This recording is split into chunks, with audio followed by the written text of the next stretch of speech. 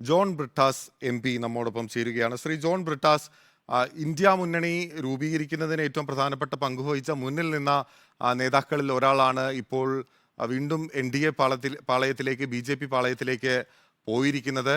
നിതീഷ് കുമാർ അപ്പോൾ അന്ന് പറഞ്ഞ കാര്യങ്ങളുടെ എല്ലാം ക്രെഡിബിലിറ്റി ചോദ്യം ചെയ്യപ്പെടുകയാണ്. പ്രത്യേകിച്ച് BJP പ്രാദേശികമായി പാർട്ടികളെ വിഴുങ്ങാൻ ശ്രമിക്കുന്നു എന്നുൾപ്പെടെയുള്ള കാര്യങ്ങൾ പറഞ്ഞുകൊണ്ടാണ് മഹാഗഠബന്ധൻ നിതീഷ് കുമാർ തിരിച്ചു വന്നത്. അതിനുശേഷം ഇന്ത്യ മുന്നണി എന്ന് പറയുന്ന മുന്നണിയുടെ രൂപീകരണം തന്നെ വ്യത്യസ്ത ആശയതലങ്ങളിലുള്ള വ്യത്യസ്ത തലങ്ങളിൽ നിൽക്കുന്ന പാർട്ടികൾ ഒരുമിച്ച് ചേരുന്നത് തന്നെ BJP പരാജയപ്പെടുത്തുക എന്നുള്ള ഒരൊറ്റ പോയിന്റിലാണ്. അപ്പോൾ നിതീഷ് കുമാർ തിരിച്ചു പോകുമ്പോൾ മറ്റു പാർട്ടികൾക്ക് ഈ മുന്നണിയിൽ നിൽക്കുന്നതിന്, പ്രത്യേകിച്ച് മമതയെ പോലുള്ള, തൃണമൂലിനെ പോലുള്ള, അല്ലെങ്കിൽ ആം ആദ്മി പാർട്ടിയെ പോലുള്ള പാർട്ടികൾക്ക് ഈ മുന്നണിയിൽ നിൽക്കുന്നതിന് ഒരു പ്രയാസം ഉണ്ടാകുന്ന തരത്തിലുള്ള ഒരു നടപടിയല്ലേ ഇപ്പോൾ നിതീഷിന്റെ ഭാഗത്തുനിന്ന് ഉണ്ടായിട്ടുള്ളത്?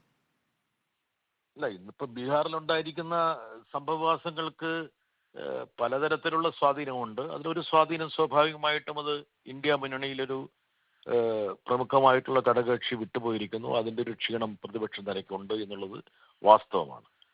അതേസമയം ഇത് കാണിക്കുന്ന മറ്റൊരു കാര്യമുണ്ട്. അതായത് BJPക്ക് സ്വാഭാവികമായിട്ടും അധികാരത്തിൽ കടിച്ചു തൂങ്ങാൻ വേണ്ടി അവർ അനുവർത്തിക്കുന്ന അവസരവാദ അധികാര രാഷ്ട്രീയത്തിന്റെ ഒരു പുതിയ ഏടായിട്ട് ജനങ്ങൾ കൂടി തിരിച്ചറിയും.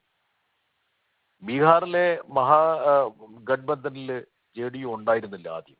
യഥാർത്ഥത്തിൽ RJDയും കോൺഗ്രസും ഇടതുപക്ഷവും കൂടി വളരെ ശക്തമായൊരു നിരയായിട്ട് JDU BJPയെ തോൽപ്പിക്കുന്ന ഒരു ഘട്ടം കഴിഞ്ഞ നിയമസഭാ തെരഞ്ഞെടുപ്പിൽ ഉണ്ടായിരുന്നു.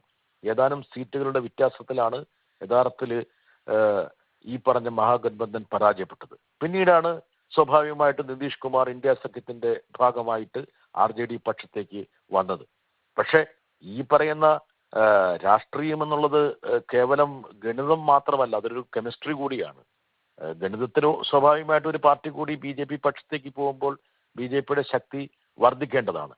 പക്ഷേ ഇതുപോലുള്ള ഒരു അവസരവാദത്തിലേക്കാണ് നിതീഷ് കുമാർ പോകുന്നത് എങ്കിൽ സ്വാഭാവികമായിട്ടും ബീഹാറിലെ ജനങ്ങളത് കാണുന്നുണ്ട്. കഴിഞ്ഞ ദിവസം വരെ വിഴുപ്പിലക്കിക്കൊണ്ടിരിക്കുന്ന രണ്ട് പാർട്ടികൾ പരസ്പരം ആശ്ലേഷിക്കുമ്പോൾ അത് തിരിച്ചറിയാനുള്ള ബോധ്യവും ബുദ്ധിയും സാമാന്യ ബോധവും ബീഹാറിലെ ജനങ്ങൾക്കുണ്ടാകും.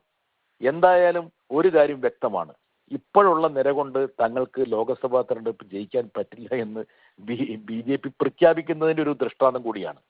അവർ നേരത്തെ തീരുമാനിച്ചിരുന്നത് എല്ലാം ഭദ്രമാണെന്നാണ്. പക്ഷേങ്കിൽ ബീഹാർ പോലുള്ളൊരു സംസ്ഥാനത്ത് തങ്ങളുടെ ഭാവി വളരെ നിഴൽവിരിക്കപ്പെട്ടിരിക്കുന്നതാണെന്നും ആശങ്കാജനകമാണെന്നും BJP തിരിച്ചറിഞ്ഞതിന്റെ കൂടി ഒരു ദൃഷ്ടാന്തമാണ് ഈ പറയുന്ന ഈ ആയാറാം ഗയാറാം രാഷ്ട്രീയം അവിടെ ഇപ്പൊ ബീഹാറിൽ ചെയ്യുന്നത്.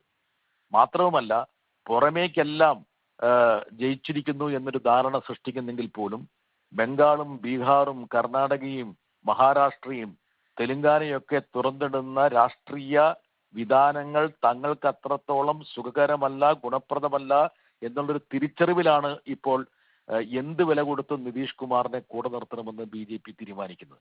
അതുകൊണ്ട് തന്നെ ഈ പൊറാട്ട് നാടകങ്ങളൊക്കെ ജനങ്ങൾ കാണുന്നുണ്ട്. തെരഞ്ഞെടുപ്പിന് തൊട്ട് മുമ്പ് നടക്കുന്ന ഈ നാടകങ്ങളിൽ വീഴാതെ ജനങ്ങൾ കുറച്ചും കൂടി ധാരണയോടെ മുമ്പോട്ട് പോകുമെന്നാണ് എൻ്റെ ഒരു വിശ്വാസം. വളരെ നന്ദി ശ്രീ ജോൺ ബ്രിട്ടാസ് MP. ഇപ്പോൾ